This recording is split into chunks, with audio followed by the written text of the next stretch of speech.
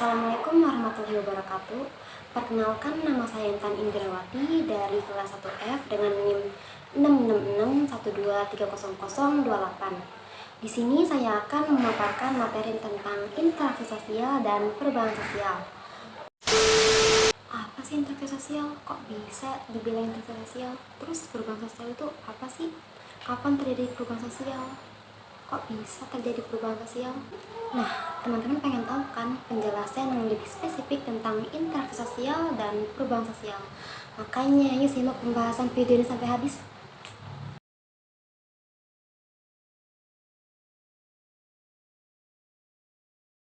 Nah, yang pertama ada pengertian interaksi sosial. Jadi, interaksi sosial ini adalah hubungan timbal balik antara individu dengan individu, individu dengan kelompok maupun kelompok satu dengan kelompok lainnya. Interaksi sosial ini dapat terjadi dalam suasana apapun, bisa dengan kata-kata, jabat tangan, dan bahasa isyarat. Nah, syarat interaksi sosial ini ada dua teman-teman, yaitu adanya kontak sosial dan adanya komunikasi sosial. Jika tidak ada kedua hal ini, maka tidak akan terjadi yang namanya interaksi sosial. Karena pastikan sebuah interaksi sosial itu di dalamnya terdapat kontak sosial dan komunikasi sosial.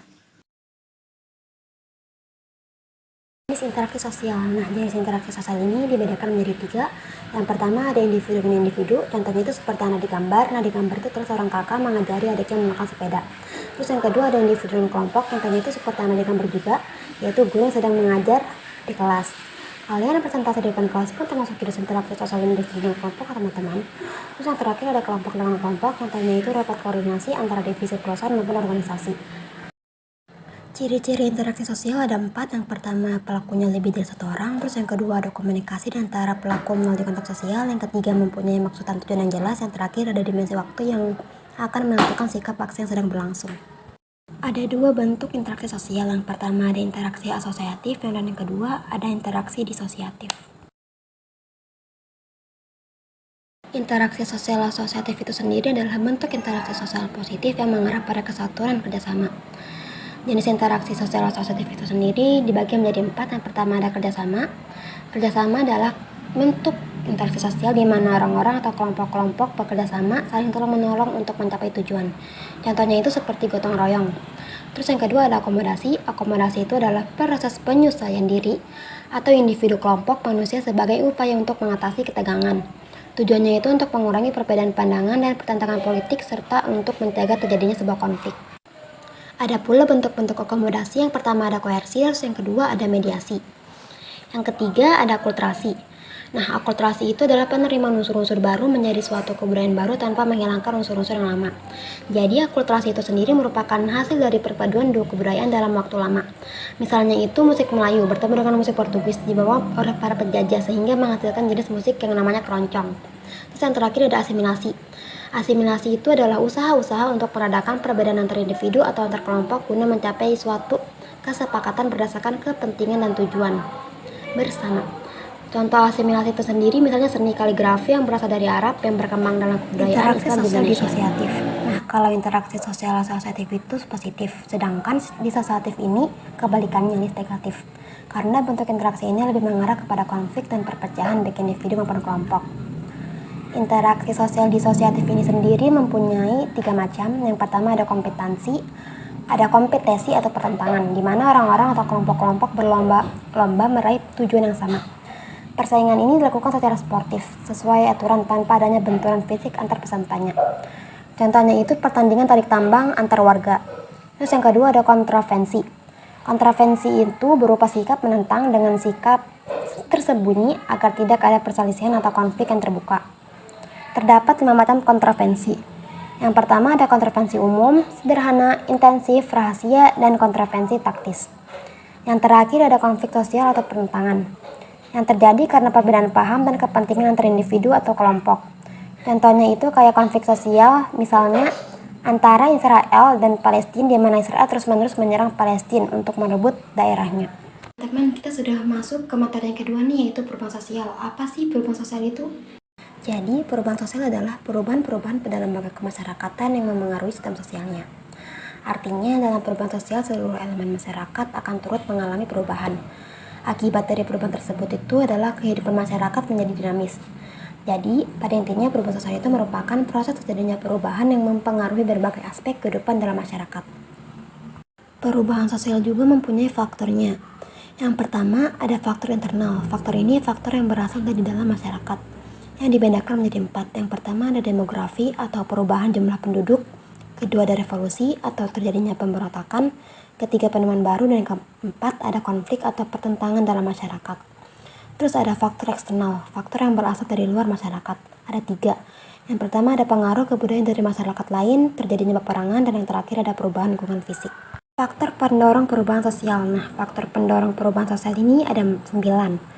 Yang pertama ada penduduk yang heterogen, kedua orientasi pada masa depan, ketiga majunya sistem pendidikan, keempat kontak dengan budaya lain, kelima sikap mudah menerima hal baru, keenam toleransi terhadap perilaku menyimpang, ketujuh keinginan manusia memperbaiki kehidupannya, ke-8 sistem stratifikasi terbuka, terus yang terakhir ada sikap menghargai karya orang lain.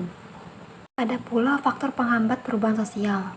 Yang pertama ada perkembangan ilmu pengetahuan terlambat, terus kedua ada adat kebiasaan yang sulit diubah, ketiga kurangnya interaksi dengan masyarakat lain, keempat prasangka terhadap kebudayaan baru dan asing, kelima hambatan-hambatan bersifat ideologis, terus yang keenam ada rasa takut terjadi kegoyaan pada integrasi kebudayaan. Yang terakhir adanya kepentingan yang tertanam kuat. Teori perubahan sosial. Teori perubahan sosial ada 3. Yang pertama ada teori evolusi.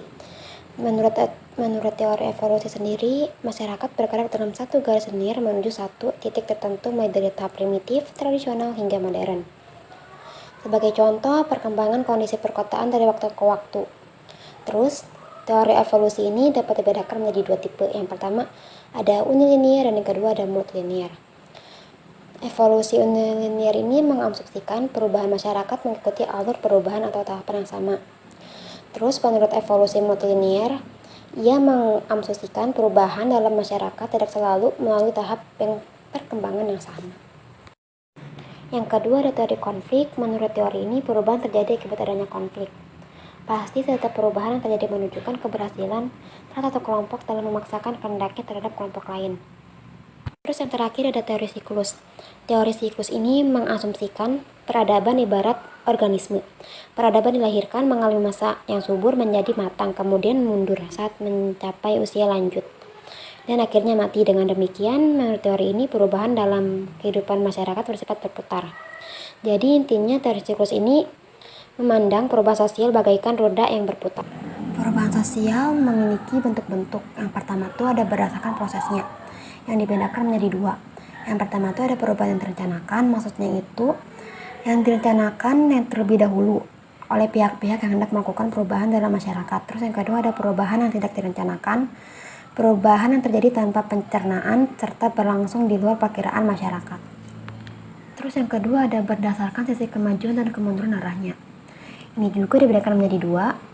Yang pertama ada perubahan progres, perubahan yang membawa kemajuan dalam masyarakat, dan yang kedua ada perubahan regres. Perubahan regres ini perubahan sosial membawa kemunduran bagi masyarakat. Ketiga ada berdasarkan sifat perubahannya. Ini juga sama dibedakan menjadi 2. Yang pertama itu ada perubahan struktural, perubahan yang bersifat mendasar sehingga menyebabkan reorganisasi atau tata ulang dalam masyarakat. Terus yang kedua ada perubahan proses, perubahan ini itu tidak mendasar. Perubahan ini tuh perubahan yang sifatnya tidak mendasar dan hanya menyempurnakan perubahan yang sebelumnya sudah ada. Keempat, berdasarkan ukuran perubahannya. Yang pertama itu ada perubahan skala kecil.